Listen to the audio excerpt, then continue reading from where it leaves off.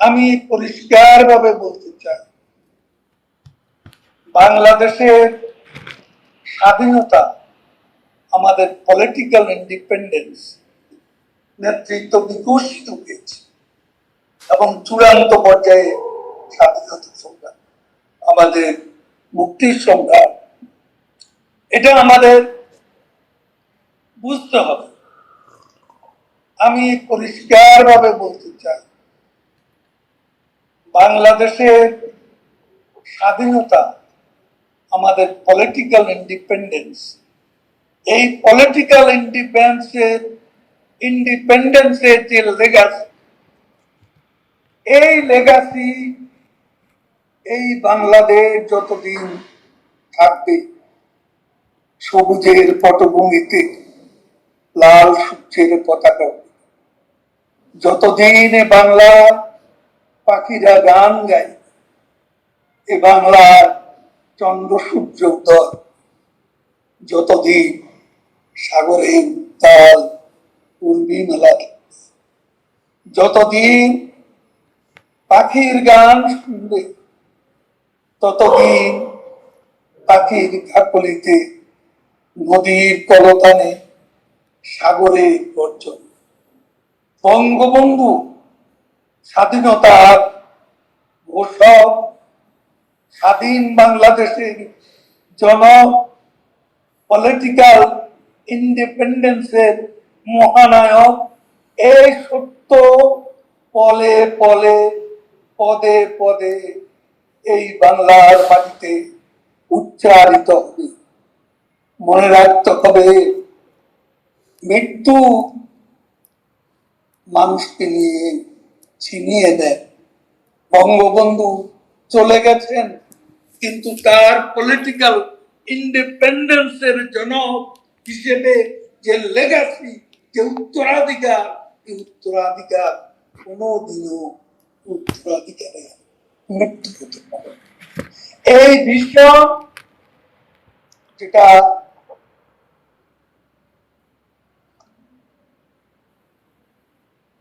Ignited মাইন্ডসে Abdul Kalam বলেছিল, ভারতের সাবেক প্রেসিডেন্ট, ভিশনারিজ বঙ্গবন্ধু ছিলেন স্বাধীনতা ভিশনারি। তিনি কখনো যাবেন না, তিনি থাকবেন, তার লেগাসি থাকবে, তার ড্রিম থাকবে। এই ড্রিম বাস্তবায়িত হয়েছে সে রিয়ালিটিতে। এই একটি লেগাসি। আরেকটি লেগাসি হচ্ছে বাংলাদেশের ইন্ডিপেন্ডেন্স, বাংলাদেশের অর্থনৈতিক স্বাধীনতা, ইকোনমিক ইমানসিপেশন। 7ই মার্চে বঙ্গবন্ধু এবারের সংগ্রাম, আমাদের মুক্তির সংগ্রাম, এবারের সংগ্রাম স্বাধীনতার, স্বাধীনতা তিনি এনেছেন, কিন্তু মুক্তির সংগ্রাম যখন শুরু হয়, তখন দেশে বিদেশি ষড়যন্ত্রের যুপকাশ বঙ্গবন্ধু উনি। তারপর আমাদের বঙ্গবন্ধু হত্যা 6 বছর পর বঙ্গবন্ধু কন্যা শেখ হাসিনা বাংলার মাটিতে ফিরে আসলেন এবং সেখান থেকে আর একটি লেগাসি যাত্রা, সেটা হচ্ছে মুক্তির সংগ্রাম। সেটা একটা ভীষণ, সে ভীষণটা কিরকম? ভীষণের সবচেয়ে সূক্ষ্ম দিক যেটা, সেটা হচ্ছে শেখ হাসিনার ভীষণ বাংলাদেশের দারিদ্র মুক্তি, দারিদ্র থেকে মুক্তির যে দিশা দিয়েছে। 5% মানুষ কত দরিদ্র, 18%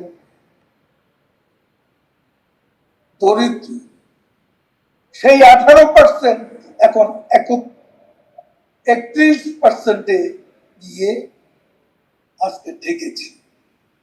আজকের এই দিনে ঠিক যে মুহূর্তে বাংলাদেশ গত 1 বছর কি পেল, সেই একই জিনিস।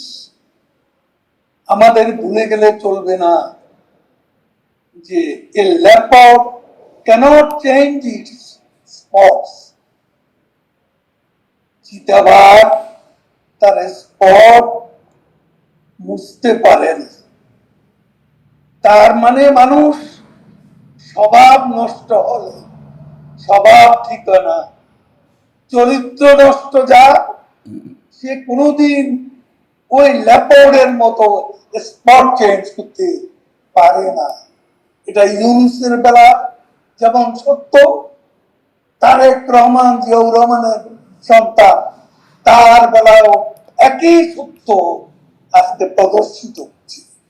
বাংলাদেশে একই নাটকে মঞ্চায়ন হচ্ছে। সেই শেষ সময়ে আমাদের আজকে এই মুক্তির সংগ্রামে যে বিষয় আছে, একটি বাড়ি একটি খামার, কমিউনিটি ক্লিনিক, একটি বাড়ি একটি খামার, বাংলার তৃণমূল পর্যন্ত এই উন্নয়ন চলে গিয়েছে। ভীষণ এটা কি সত্যিকারের মিশনারি বঙ্গবন্ধুর কন্যা, অর্থনৈতিক মুক্তির সংগ্রামের কান্ডারি শেখ হাসিনা। এটা তিনি প্রমাণ করেছেন। আজকে পদ্মা সেতু, মেট্রো রেল, রূপপুর, মাতার বাড়ি, পায়রা, সব কিছু আমরা বলতে পারি একদিনে 100 সেতু, একদিনে 150 সেতু উদ্বোধন করেছিলেন বঙ্গবন্ধু কন্যা শেখ হাসিনা। ঢাকা এলিভেটেড এক্সপ্রেসওয়ে, এসব আজ মানুষের মুখে। আজকে এগুলো হচ্ছে বিষয়। এই বিষয়ের মৃত্যু নেই, এই লেগাসি কোনদিনই মৃত্যু নেই। যতদিন বাংলাদেশ থাকবে, পলিটিক্যাল ইন্ডিপেন্ডেন্সের জন্য বঙ্গবন্ধু মুজিব এবং ইকোনমিক ইমানসিপেশনের লেগাসি ধারণ করবেন, বহন করে যাবেন বঙ্গবন্ধু কন্যা শেখ হাসিনা।